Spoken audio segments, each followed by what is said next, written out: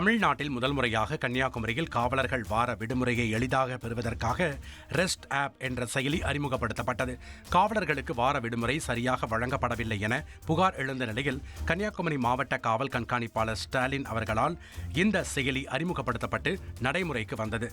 காவல்துறையில் பொருத்தப்பட்டிருக்கும் QR கோடை இந்த ஆப் மூலம் ஸ்கேன் செய்து காவலர்கள் வார விடுமுறையை விண்ணப்பித்துக் கொள்ளலாம் என காவல் கண்காணிப்பாளர் ஸ்டாலின் அறிவித்தார். இதன் மூலம் விடுமுறை எடுப்பதில் ஏற்படும் குளறுபடிகள் தவிர்க்கப்படும் என அவர் தெரிவித்தார். இந்த ஆப் காவலர்களிடையே நல்ல வரவேற்பை பெற்றுள்ளது. சுதந்திர தினத்தை முன்னிட்டு டெல்லி ஏரோசிட்டி பகுதியில் CCTV கேமராக்களை கட்டாயம் பொருத்த வேண்டும் என போலீசார் உத்தரவிட்டுள்ளனர். சுதந்திர தினத்தை முன்னிட்டு டெல்லியில் பாதுகாப்பு நடவடிக்கைகளை போலீசார் தொடங்கியுள்ளனர். இதன்படி ஏரோசிட்டி பகுதியில் மக்கள் கூடும் இடங்கள், உணவகங்கள், விருந்தினர் மாளிகைகள் மற்றும் பெட்ரோல் விற்பனை நிலையங்களில் கண்காணிப்பு கேமரா கட்டாயம் பொருத்த வேண்டும் என தெரிவிக்கப்பட்டுள்ளது. இந்த கேமராக்கள் 50 மீட்டர் சுற்றளவை கண்காணிக்கும் வகையில் பொருத்தப்பட வேண்டும் என்றும் அதில் பதிவாகும் காட்சிகள் குறைந்தபட்சம் 90 நாட்கள் சேமிக்கும் வகையில் இருக்க வேண்டும் என்றும் கூறப்பட்டுள்ளது.